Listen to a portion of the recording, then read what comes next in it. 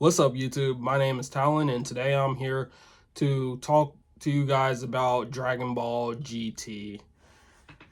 Um, so first off, this was a roller coaster of an anime. It was only 64 episodes, and I had to take some breaks from it because it was just not good. So I've seen this anime a couple different times in bits and pieces. I've never watched the whole thing.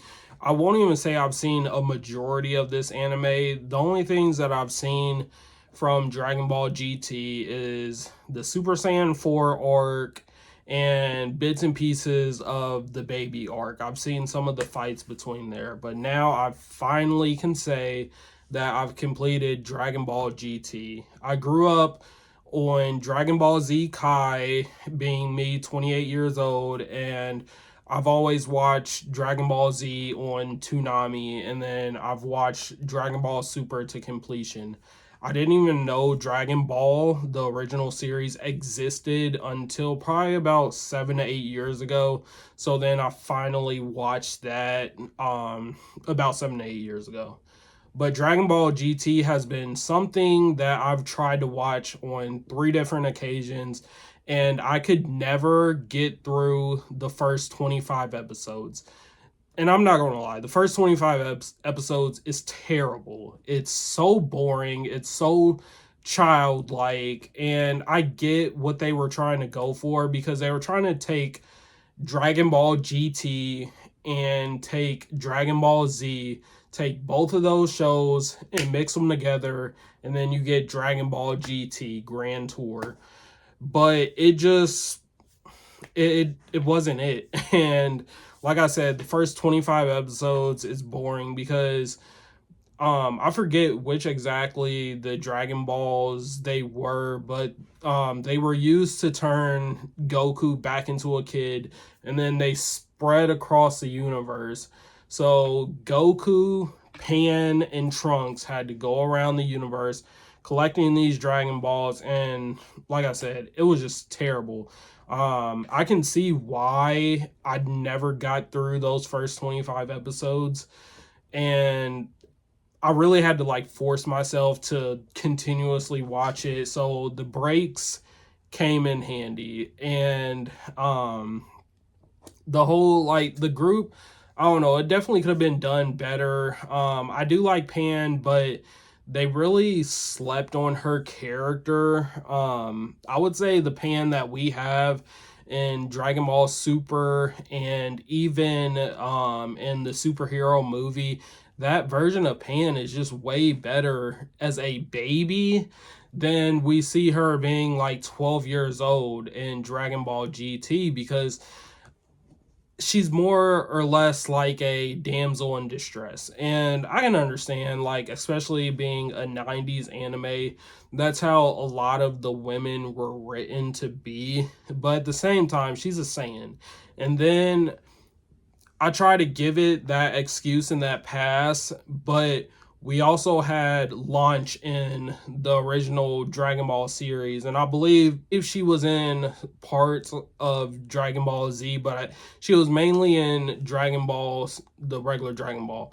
And she was this who had like this girl that had like a split personality, and when her hair would turn blue, no, her blue form was her regular form, and then when she went blonde, she was guns a-blazing, this badass woman. But it's just like Pan was a Saiyan, and it was like she always needed saving. She was always the one that would get herself in trouble, and Goku or Trunks had to come and save her. I didn't really like that part.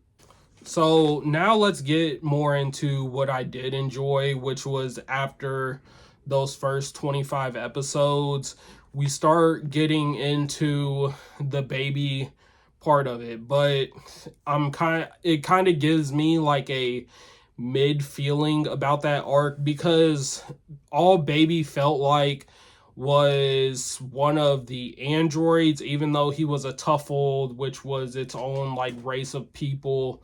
But his creator, or the guy who like help bring baby back was pretty much just a new Dr. Gero. And I noticed that very early on because even his design, he just looks like a blue Dr. Gero.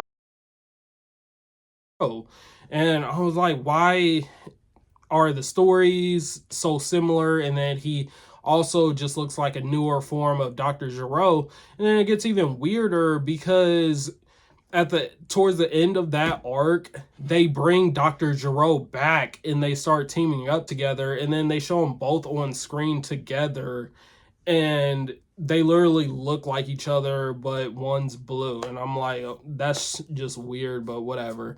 So I would say the baby arc was a little better than what we got in the first 25 episodes of them just traveling around the universe trying to collect the 7 Dragon Balls. And then after that, we get like a little mini arc where a lot of the past villains come back, like Cell, Frieza, and then a lot of like I think Raditz came back, and a lot of the androids. You get Super Android 17. So basically, like if you were an old villain, like they were coming back from hell, being able to get their revenge on Goku. But the only thing with that is they didn't bring back a lot of those voice actors, so a lot of them had just one scene and they were killed off again after that. So it was kind of like more of a tease than anything. Super 17, I feel like his story was just boring. It wasn't all of that, so it was whatever. And then so then we get to the last arc with the dragon, the like Super Shenron dragons. I don't even know what you were calling, but the Dragon Ball dragons who got their powers off of the negative energy every time they use the Dragon Balls to like reverse something. So if Frieza destroyed the world, they wished with the Dragon Balls to get it back. So they came off of that negative energy. Some of them was interesting, but some of them was just like eh. And I don't know. In total, like I just didn't really enjoy this series. I did really like the last episode. I would probably say the last episode was my favorite episode, because they started like connecting everything together from Dragon Ball, Dragon Ball Z, and then to Dragon Ball GT. And we even see a Vegeta Jr. and a Goku Jr., who is Goku's great great grandchild and then Vegeta's great great grandchild. I thought it was cool because the Goku design, he kind of looked like some inspiration from other Saiyan characters. Like he had a red bandana, which really reminded me of the original Bardock design. And then of course he was wearing Goku's gi, which I thought was weird because Goku's gi, like when he leaves with Shenron, he's wearing like he has on his clothes, but Pan picks up his clothes, and Vegeta was like, yeah, that was Goku's clothes or whatever. So it's like he didn't leave with Shenron naked. So like, I don't know how that worked out, but whatever. So Goku Jr. ends up, fighting Vegeta Jr. And then I thought Vegeta Jr. was also pretty cool to see. They didn't really explain like who his mother was. I'm sure just a great great grandchild of Bulma. So it had to be either Bola's child or Trunks's child. But she literally looked just like Bulma and Bola. But I think it would have been cool to put Vegeta Jr. in like some Capsule Corp armor to look like the Saiyan armor. I thought that would have been cool, but they just had him pretty much dressed up just like Vegeta, but except he was like he still had like the wife beater part, and then instead of wearing like the pants, he had or like shorts, but he still had the old classic Saiyan boots. which was cool. But all in all, I'm glad I did watch it because there was some scenes in it that I did like throughout the series. I did like finally watching the whole Super Saiyan 4 arc to completion, but a lot of this series is very missable. And yeah, it's definitely like, because some people still try to say that it's still canon. It's not canon. There's just no way that this series can be canon with what we have in Dragon Ball Super versus what we get in Dragon Ball GT. Like, Dragon Ball GT is on its own timeline now. So it's kind of similar to Future Trunks' arc, how his timeline is, just totally different from what we get in the main timeline. Dragon Ball GT is not canon whatsoever, but it's not a bad watch. Some people say that this is the worst anime of all time or whatever, but I wouldn't even say that. I've seen some worse anime than Dragon Ball GT, but what I will agree with that it is the worst Dragon Ball series. But again, it's still not all that bad. But it's very missable. So I would say Dragon Ball Z, Dragon Ball Super, and the original Dragon Ball series. Those are my top three out of the franchise, and some of those can be interchangeable, especially with certain arcs. They can be moved around. But I would say Dragon Ball Z is about a 9.2.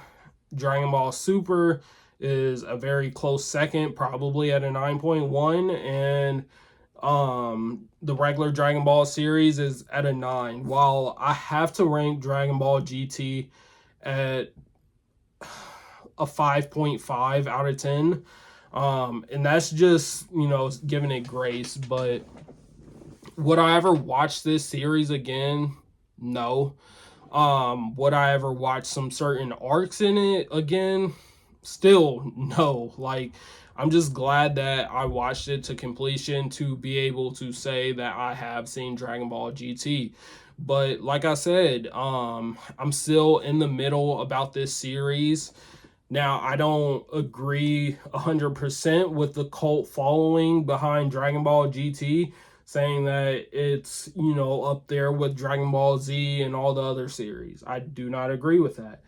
But I also do not agree with the negative side, saying that it's, the worst series ever. I think it's an okay anime, but and I could see like where they were going for when they were making this anime, but it's still, not all of that. Like, I would prefer to watch Dragon Ball, Dragon Ball Z, and Dragon Ball Super, and a lot of the old movies. But, you know,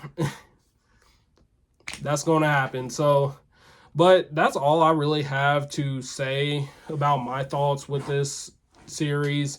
I spent a month watching this series. Like I said, I took some breaks with it. With some other anime, 64 episodes, I could probably knock that off within a week and a half. Like Full Metal Alchemist Brotherhood, I got that done for, I don't know, the upteenth time. I watched that anime and I could watch that in under 2 weeks. But with Dragon Ball GT, it was a slow burner. Like, I just had to keep taking breaks, watch something else, get my mind on something else. Just watching 3 episodes in a row, I just already wanted to take a break from it. But I just keep on rambling and thinking about other things. But all in all, it's an okay anime. But let me know in the comments what you guys thought about Dragon Ball GT. Are you a part of the cult following, or are you one of the people that just really do not like this anime? Let me know in the comments. And if you made it this far in the video, press that like button to help me out. And then don't forget to subscribe, guys. See you later.